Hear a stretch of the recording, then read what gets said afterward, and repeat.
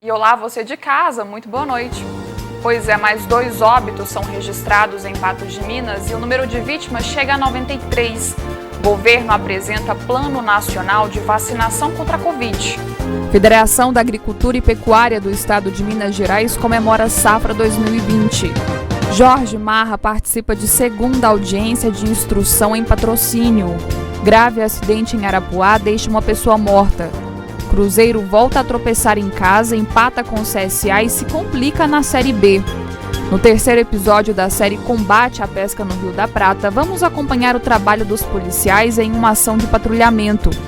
Ambientalista denuncia descarte de esgoto e peixes mortos no córrego do Monjolo. É a partir de agora no NTV News. Fique ligado.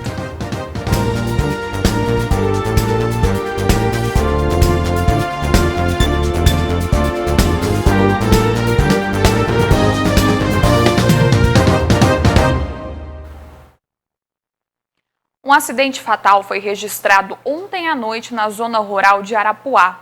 Um fazendeiro de 58 anos morreu após ser atingido pelo próprio veículo. De acordo com o caseiro da Fazenda Lages, Edmar Veloso da Silva havia descido do veículo para fechar uma porteira e em determinado momento o carro GM D20 voltou de ré e o prensou contra a porteira.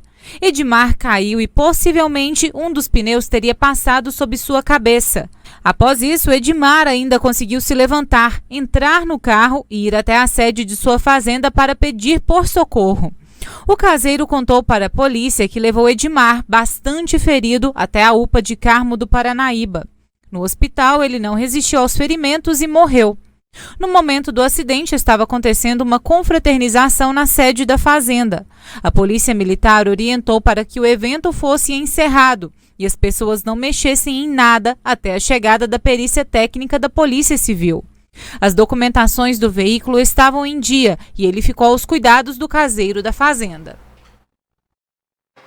Foi realizada nesta terça-feira a 2ª audiência de instrução do julgamento de Jorge Marra, em Patrocínio. Ele é acusado do homicídio do candidato a vereador Cássio Remes. O Tribunal de Justiça de Minas Gerais confirmou que Jorge Marra preferiu silêncio na 2ª audiência de instrução e julgamento realizada no Fórum da Comarca de Patrocínio. Uma testemunha de defesa foi ouvida pelo juiz. O processo segue para as alegações finais. Depois, o juiz vai decidir se o caso será ou não levado a júri. Jorge Marra está preso na penitenciária de Patrocínio. O ex-secretário de Obras foi denunciado pelo Ministério Público por homicídio qualificado e porte ilegal de arma de fogo e de munições. O motorista de Jorge Marra também foi indiciado por favorecimento e pela participação no crime de roubo. O revólver usado no crime e a caminhonete utilizada na fuga foram encontradas em Perdizes. Cássio Remes foi morto em 24 de setembro. Câmeras flagraram Marra sacando uma arma e fugindo na sequência. Ele se entregou 3 dias depois e depôs por cerca de 3 horas à polícia. Antes do crime, Remes estava na Avenida João Alves do Nascimento e fazia transmissão ao vivo que mostrava a revitalização da via e denunciava a suposta utilização de servidores municipais para serviços particulares. Olá, gente. Boa tarde. Nós estamos aqui na avenida que está servindo para reforma, né? E para nossa surpresa, mas não para nossa estranheza, né? Nós nos deparamos desde ontem com um arsenal de funcionários da prefeitura sendo utilizado para fazer o calçamento de onde possivelmente será o comitê eleitoral do prefeito Deiromar. Isso mesmo, funcionários da prefeitura, com serviço da prefeitura, com maquinários da prefeitura à disposição para fazer passeio. Aí eu pergunto a vocês, moradores dessa avenida aqui, quantos de vocês tiveram a condição de ter esse asfaltamento aqui? Jorge Marra foi ao local e, irritado, tomou agressivamente o celular de Remes. Nenhum de vocês aqui, ó, feito uma pavimentação, entendeu? Tá aqui agora o secretário querendo chegar aqui para me agredir, entendeu? Rapaz. Não, você tá querendo. Não quero meu telefone. Por outro ângulo, Cássio foi à Secretaria de Obras reaver o aparelho, mas foi assassinado. O irmão de Jorge Marra, o prefeito de Patrocínio, Deiró Marra, fez um pronunciamento lamentando o fato e exonerou o irmão da Secretaria de Obras. Promovendo a exoneração, já está aqui também, né, o decreto fazendo a exoneração do secretário, né, de obras. Estamos promovendo já de imediato a exoneração dele, até para que ele, assim, não tenha notícias, né, nem do paradeiro dele, mas que ele possa fazer a sua defesa, suas argumentações, enfim, esclarecer o que realmente... O crime chocou e provocou mobilizações. Desse prefeito municipal determinou que ele fosse executado dentro de um prédio público, que hoje está sendo aqui maquiado. Tal é a sua condição de que ele não tem respeito pela vida humana, que hoje ele determinou que tudo isso aqui seja limpo. Por quê? Porque aqui ficou a imagem do sangue do meu filho. Mas eu espero que isso não seja aquilo que ele sempre tentou usar para apagar todas as falcatruas que ele vem desenvolvendo no governo municipal. Depois do intervalo, Federação da Agricultura e Pecuária do Estado de Minas Gerais comemora a Safra 2020. E no terceiro episódio da série Combate à Pesca no Rio da Prata, vamos acompanhar o trabalho dos policiais. O lugar escolhido para o patrulhamento é no...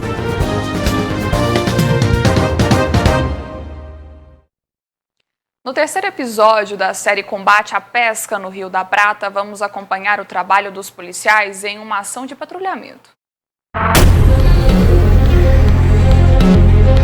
O lugar escolhido para o patrulhamento é no trecho do Rio da Prata, que fica em Presidente Olegário. Depois de todas as estratégias passadas, hora da ação.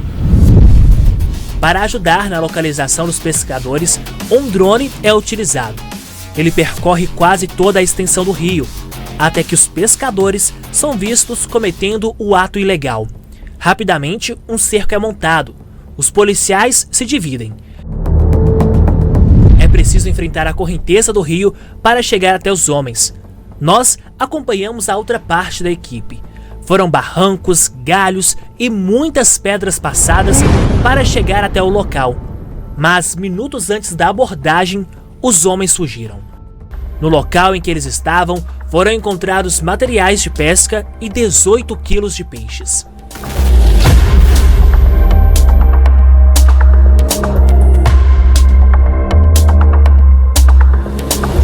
Tem acompanhado e percebido o quão árdua é a missão da Polícia do Meio Ambiente no combate à atividade de pesca predatória. Há de se ressaltar que o Rio da Prata, a atividade de pesca aqui nesse rio, ela não é proibida só durante o período da Piracema, mas durante todo o ano. O Rio da Prata é considerado um berçário de espécies nativas da bacia do Rio São Francisco. E hoje, nessa atividade, vocês perceberam, né, como é que foi, como nós montamos a nossa estratégia. Percorremos um bom trecho de rio com o drone foi eficiente na identificação de 2 pescadores que estavam realizando atividade de pesca predatória aqui na região da Cachoeira, e conseguimos, ao chegar no local, apreender grande quantidade de material utilizado nessa pesca predatória, redes, tarrafas, uma grande quantidade de pescado. Podem perceber com a gente aqui, nós temos aqui mandi, tem curimba, dourado. Tem muito peixe nativo, cuja pesca, não só neste período aqui no rio, mas ao longo de todo o ano, é proibida. Depois das apreensões, hora de voltar. É preciso mais uma vez passar pelas águas do rio, mas agora com o peso dos sacos com peixe e os materiais que eram utilizados para a pesca. O que será feito com os peixes e materiais você confere no próximo episódio da série Combate à Pesca no Rio da Prata.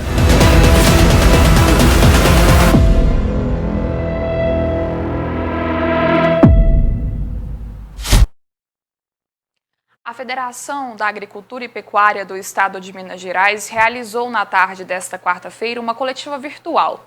O objetivo foi apresentar os resultados do agro mineiro de 2020, os efeitos da pandemia para o setor e as perspectivas para 2021. Para o agronegócio mineiro, a pandemia não representou perdas, muito pelo contrário. Na abertura da coletiva, o presidente Roberto Simões comemorou a safra. Nós tivemos um ano muito forte esse ano de 2020, né? Tivemos safra recorde no Brasil, né? Ultrapassamos a barreira dos 100 bilhões de reais de renda bruta do agro, né? Cresceu 21% em relação ao ano anterior, né? E também muito forte a participação da agricultura, cresceu praticamente 30% em relação ao ano anterior em faturamento. Todos nós aí vimos o aumento de preço dessas commodities, né, que nós consumimos internamente e que exportamos.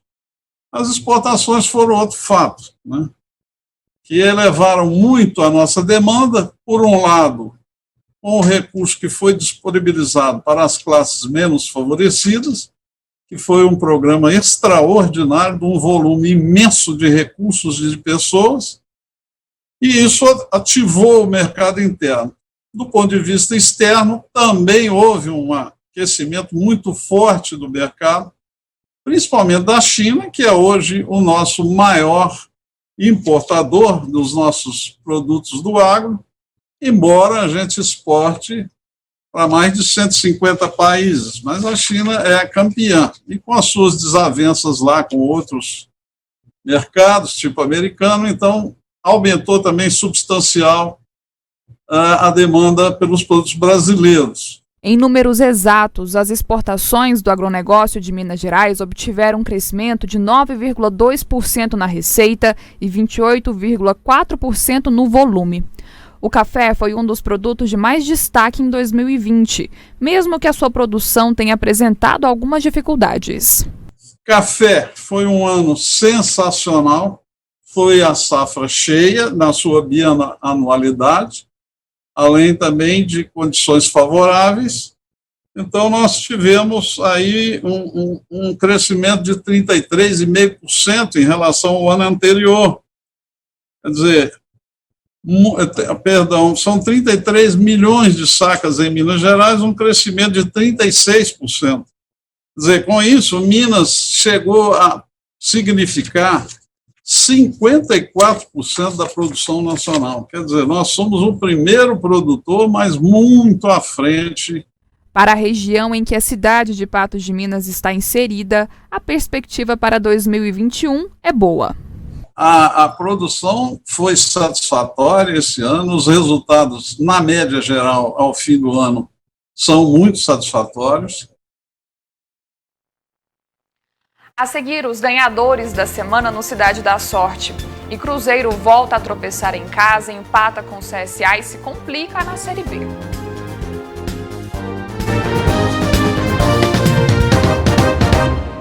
Tudo igual no Independência nesta terça-feira. Com o placar em 1-1 para Cruzeiro e CSA, a Raposa vê o sonho do acesso à Série A ficando mais distante. No primeiro tempo, o Cruzeiro ficou apagado em campo. Superior, o time do CSA saiu na frente e deu trabalho aos donos da casa. Aos 26 minutos, Iago cruzou pelo lado direito do ataque nordestino e Pedro Lucas, de cabeça, abriu o placar para o CSA. No segundo tempo, era outro Cruzeiro em campo. As mudanças no time, Arthur Caíque e Giovani nos lugares de William Potker e Jadson, deram outro ritmo à Celeste. Superior em campo criou oportunidades e aos 11 minutos, após finalização de Giovani, Rafael Sobis aproveitou o rebote para empatar o jogo. Apesar de precisar da vitória para sonhar com a elite, para o técnico da Raposa, o placar foi justo. Posso dizer que foi um jogo equilibrado. Nós tivemos as melhores chances no início do segundo tempo. O goleiro do CSA fez defesas espetaculares. Depois, quando empatamos, O Fábio fez defesas espetaculares, então eu não posso dizer que hoje o resultado seja um resultado que a gente possa lamentar. A gente sabia desde o início do ano, ou quem estava aqui não sabia, ou não conhecia o que era uma Série B. É assim, é difícil.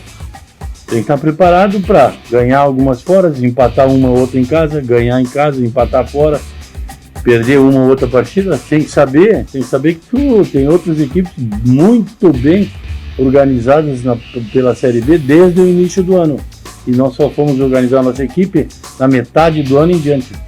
O sonho é voltar à Série A, mas por hora, resolver a questão de ficar fora do Z4 está de bom tamanho para o técnico.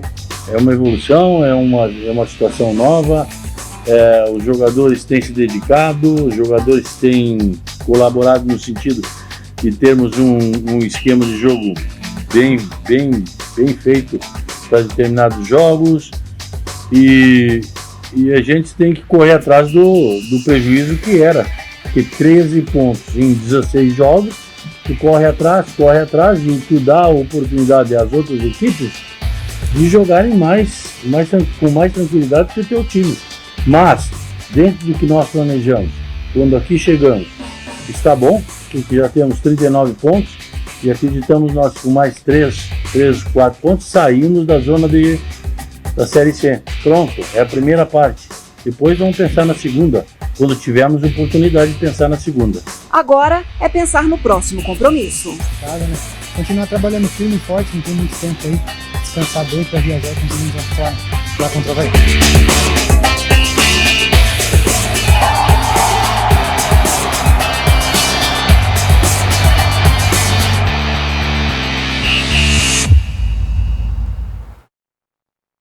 O Cruzeiro está a 7 pontos atrás do G4 na 10ª posição. Na próxima rodada, nesta sexta-feira, às 8h15 da noite, ele encara o Havaí na ressacada. E hoje é dia de conhecermos os ganhadores do último domingo no programa Cidade da Sorte. O Cidade da Sorte não para de fazer ganhadores aqui em Patos de Minas e em toda a nossa região. No primeiro prêmio do último domingo, um kit de cozinha foi sorteado. E quem ganhou foi o Adair José Gomes. A ganhadora do segundo prêmio foi a Marlene Pereira Caixeta, que ganhou sozinha um smartphone. Eu fiquei feliz. Primeira vez que ganha aqui no Cidade da Sorte? É, primeira vez. Qual que é a dica que você dá para quem está em casa para ganhar no Cidade? É só comprar e acreditar. No terceiro prêmio, uma Smart TV, a sortuda, a Maria Cirilina Coelho. Nossa, eu fiquei muito satisfeita. Eu, de quando começou, eu compro. Eu compro porque quando a gente está comprando, a gente está ajudando as crianças, né? E esperança de uma hora ser contemplada, né? E no quarto prêmio, uma Honda Bis e 4 sortudas aqui no Cidade da Sorte. A Jéssica Cristina Rodrigues, o Kennedy Nunes Pereira, a Edna Jardim Cruz e o Antônio Marcos. Vou conversar com a Jéssica aqui, representando todos esses ganhadores. Jéssica, qual que é a importância de ganhar no Cidade da Sorte e contribuir com a Casa da Acolhida? Além de você estar comprando e concorrendo aos prêmios, você está ajudando as criancinhas, né? Vale a pena demais? Vale demais, contar com a sorte, né? E olha só, a nossa vendedora pé quente, a Tuca, que também vendeu aqui um dos prêmios do Cidade da Sorte, aqui no quarto prêmio para um dos ganhadores. Tuca, qual que é a mensagem para quem está em casa? Deus é amor, e é com todo amor que as mãezinhas compram o Cidade da Sorte, doando alimento, leite. Obrigado, mãezinhas. Feliz Natal. É os votos da Tuca e do Cidade da Sorte. Que Jesus abençoe sua família. Além dos 4 prêmios, teve 10 giros da sorte. Olha só quem ganhou. A Terezinha Bernardes Pereira, Valdeci de Arvelos, Petrônio Marques da Silva, Demerson Ramon Lopes Oliveira, Francisco da Silva Santos, Vanusa Gonçalves Massal, Nilza de Fátima Silva, Fernando Antônio da Silva, Pamela Cristina dos Santos e Jean Carlos Pérez. O Cidade da Sorte é um projeto que cada dia vem melhorando mais a estrutura da Casa da Acolhida. Quando vocês adquirem um título de Cidade da Sorte, além de vocês estar concorrendo prêmios, você está ajudando uma causa justa, uma causa nobre, que é manter a casa. A casa hoje é uma instituição que abriga 18 crianças em situação de risco social e graças a esse projeto que a gente tem condições de melhorar o atendimento daquelas crianças. E no próximo domingo, por apenas R$ 5,00, você concorre no primeiro prêmio a 2 JBL. No segundo prêmio, uma bicicleta. No terceiro prêmio, um notebook. E no quarto prêmio, uma Honda Pop, mais um smartphone. E ainda tem 10 giros da sorte. 10 panelas elétricas serão sorteadas. O Cidade da Sorte vai ao ar todos os domingos, a partir das 11 horas da manhã, ao vivo pela nossa FM 105,9, pelo Facebook e também pelo Instagram, Cidade da Sorte. Nós estamos esperando por você. Fique ligado que depois do intervalo tem a análise da notícia. A gente fala sobre o Plano Nacional de Vacinação contra a Covid.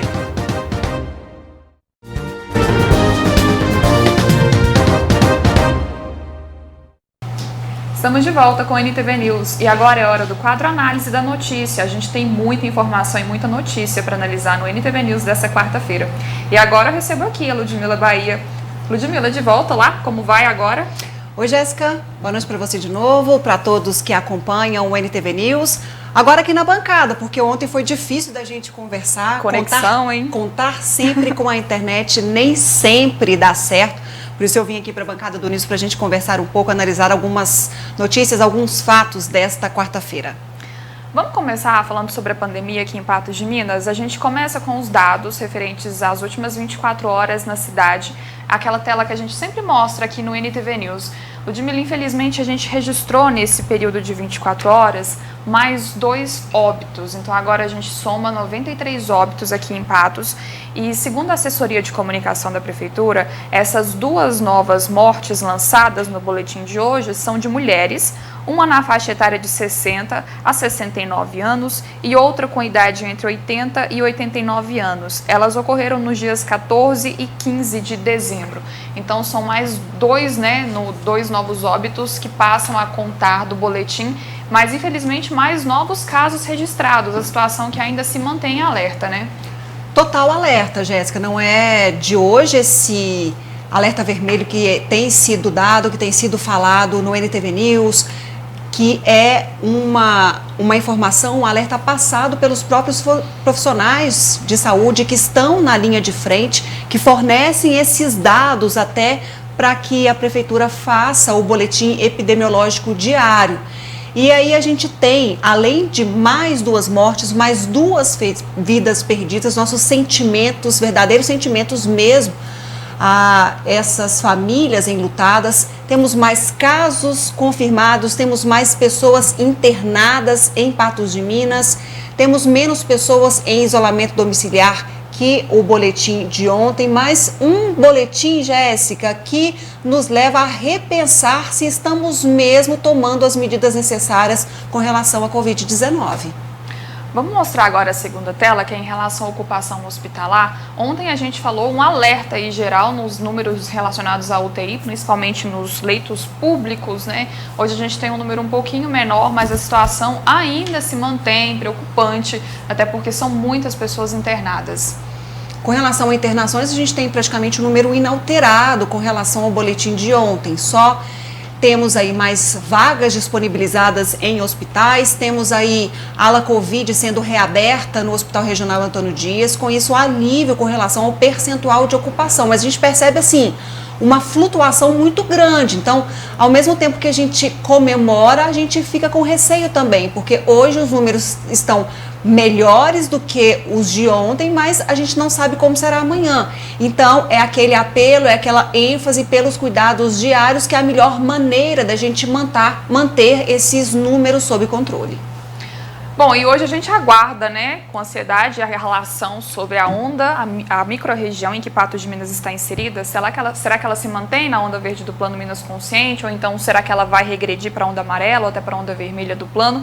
A gente mostra agora, coloca na tela, o mapa de Minas Gerais, que mostra, né, as regiões que estão situadas e qual é o estado de cada uma delas. Ludmila, a gente tem então a região do Vale do Aço e do Sudeste que regrediram para a onda vermelha do plano. O mapa agora está todo colorido. A gente teve um tempo aqui que o mapa estava bem de vermelho no início da pandemia, depois ele foi ficando mais amarelo, mais verde, ele volta a ficar colorido de novo.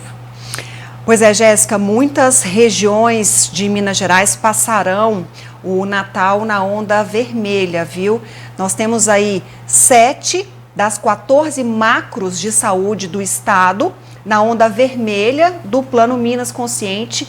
Essa é uma medida tomada pelo Comitê Extraordinário da Covid-19 que vale do próximo sábado até o outro. Então, do dia 19 até o dia 26, temos essas macros aí na onda vermelha. A Noroeste, que é aqui Patos de Minas, cidades da região fazem parte, continua na onda amarela. E ainda a gente não tem informação da micro Patos de Minas, que está na onda verde. Aí é uma decisão do gestor, do prefeito municipal, por qual orientação seguir, se pela onda verde, se pela onda amarela, mas a orientação geral do estado, enfatizada em várias coletivas, é que o gestor opte pela onda que tem menos flexibilidade, que seria a onda amarela. Aí é aquela questão que a gente faz. Se o governo do estado, ele diz para o gestor seguir a onda amarela, então por que lançou essa possibilidade da onda verde para micro-regiões? Então a gente fica aí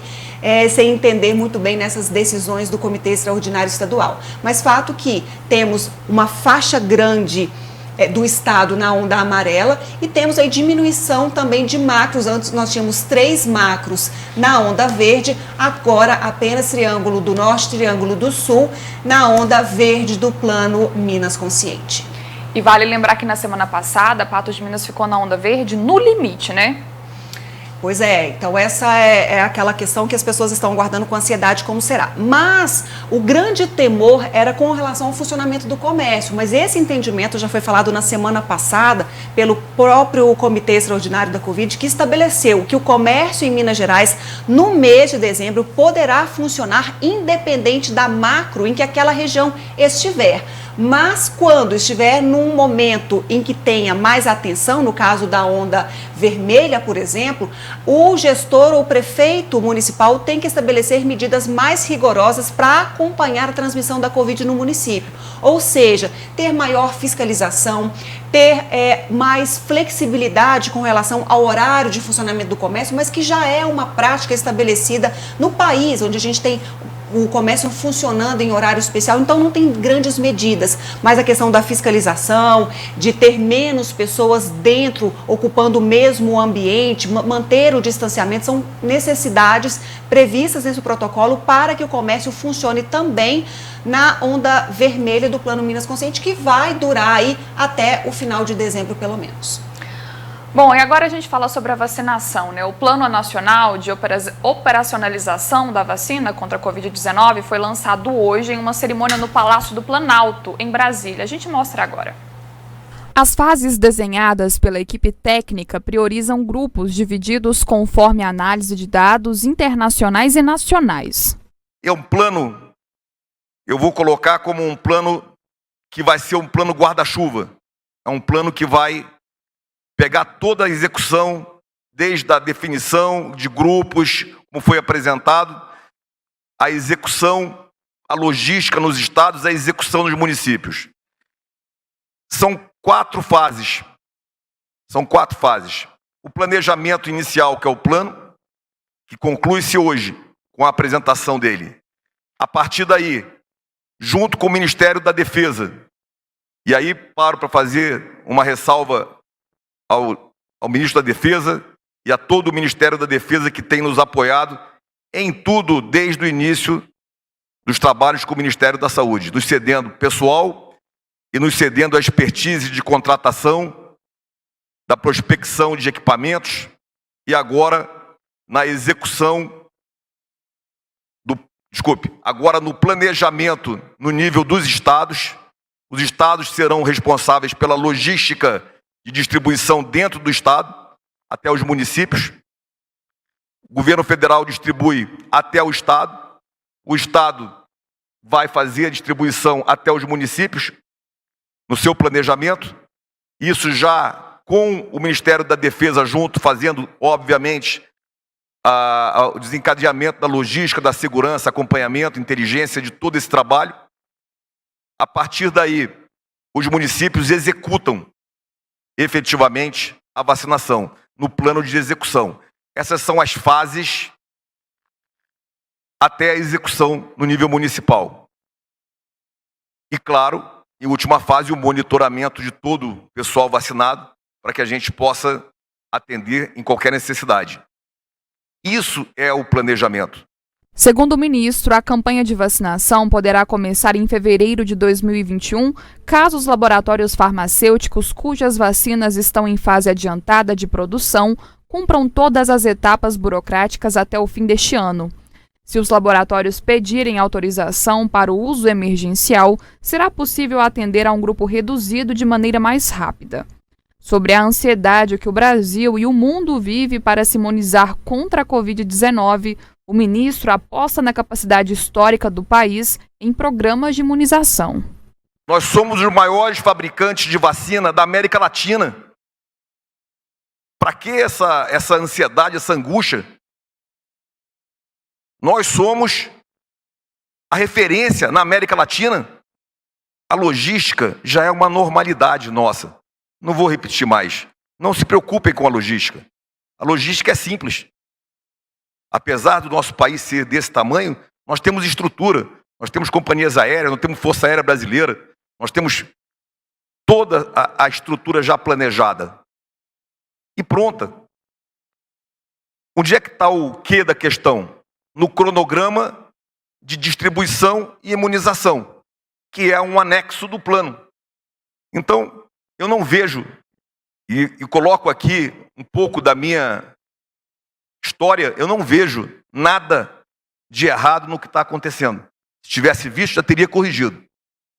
Acho que nós estamos no caminho certo, no momento certo, e juntos não podemos abrir mão de estar tratando como país.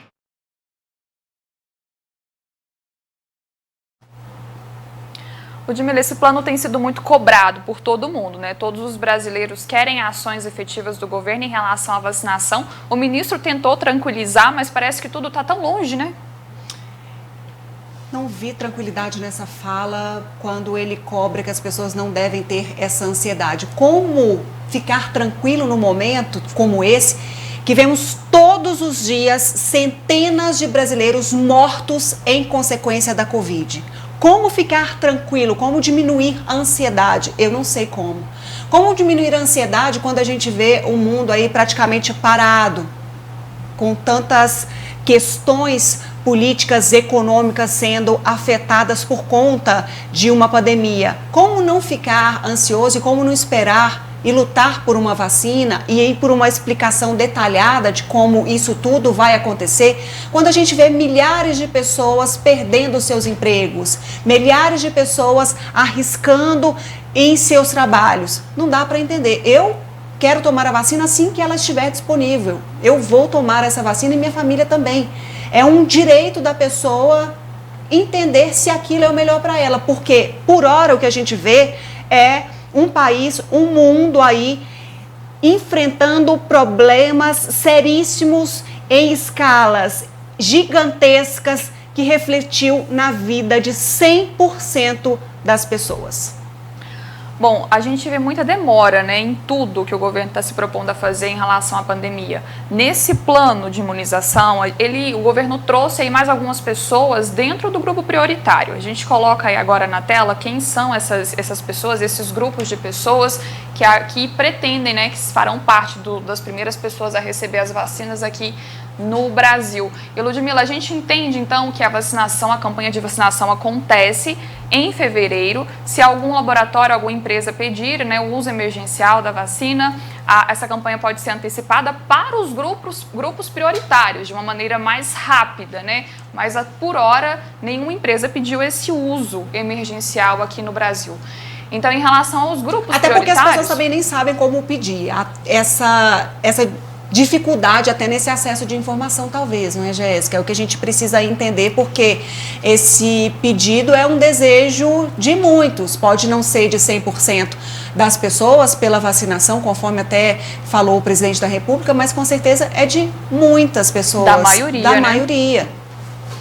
Bom, nesse anexo que consta no plano de imunização, que está no site do Ministério da Saúde, foram incluídos alguns grupos de pessoas, entre eles, né, as comunidades tradicionais e ribeirinhas, que está aí, quilombolas, as pessoas em situação de ruas, as pessoas com comorbidades, que a gente já tem listado aí também, a gente já imaginava que essas pessoas estariam aí, a população privada de liberdade também é novidade, os transportadores rodoviários de carga, e os transportadores do transporte coletivo.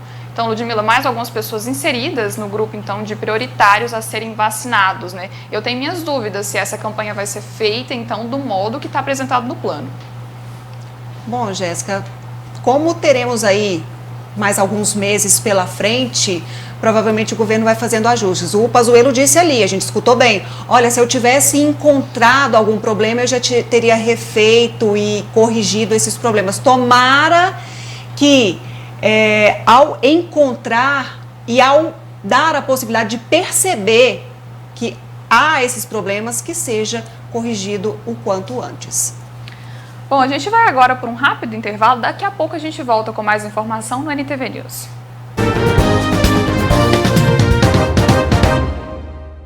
Bom, peixes foram encontrados mortos no córrego do Monjolo. A gente mostra agora, a nossa equipe esteve no local acompanhando essa reportagem. Os peixes mortos foram localizados no córrego do Monjolo, que fica na Avenida Fátima Porto. Ao todo, são mais de 50 peixes, entre cascudos e bagres. Tem uma preocupação porque cascudo é filtrador, ele vive só no fundo da água. Então isso deve ser alguma coisa que está nessa lama, nessa questão aqui, que está acontecendo, que está vindo a matar esses peixes aqui. É uma situação preocupante, porque você pode olhar que a água hoje quase não tem esgoto mais, ela está bem limpa. Ali na frente ali nós decaramos com um pouco de esgoto que tem lá. A causa das mortes ainda é um mistério. A expectativa é de que se faça uma análise nos peixes e que vá além disso, também na água do córrego. Vou tentar uma dessas faculdades, alguma coisa, para coletar esses animais e fazer uma análise, alguma coisa, para determinar o que causou a morte deles. Como também constatamos que os peixes de escama não morreram, só os de couro. Sugeria também que fizesse, além dos peixes, da água e do barro, para ver o que realmente está matando esses animais aqui. Esta não é a primeira vez que peixes são encontrados mortos no local. E sabe-se que por lá vivem mais espécies. Já ocorreu outras vezes, só que outras vezes o córrego não estava tão limpo do jeito que está hoje, não estava correndo dessa quantidade, tinha muito esgoto e ficava assoreado. Hoje ele está quase limpo, se entra esgoto aqui é de uma questão muito pouca ainda. Pois é, Ludmila, na imagem a gente mostrou, né, alguns peixes aí que foram encontrados mortos. Segundo a Copasa, técnicos da companhia percorreram toda a extensão do córrego do Monjolo e não encontraram esses peixes mortos. A gente mostrou aí em vídeo e é uma situação que eu acho que deveria ter mais atenção, né? Pelo menos precisa ser investigado, porque a gente viu um ambientalista falando, olha, parece, ao que tudo indica, que está dentro de uma normalidade esperada. Mas a gente precisa de uma investigação, de um detalhamento até para saber como está realmente essa situação que foge ao que os olhos captam, para a gente entender se é isso mesmo que a gente está imaginando que aconteça ali no córrego do Monjolo.